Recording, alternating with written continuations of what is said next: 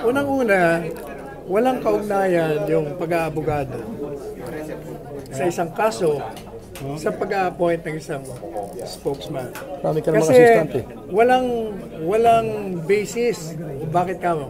Lahat ng abogado ay may obligasyon na mag-represent ng lahat ng akusado. Hindi ka nga pwedeng mamili eh. Basta kasi nakalagay sa saligang batas, may mga karapatan ng lahat ng akusado at pinagpapalagay ng inosente.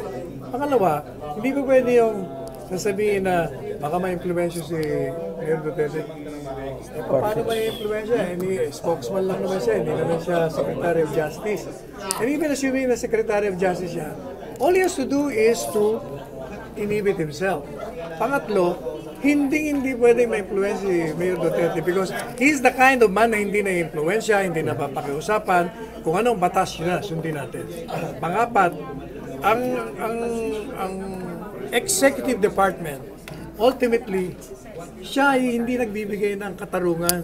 Ang nagbibigay ng katarungan sa mga kaso ay ang hukuman.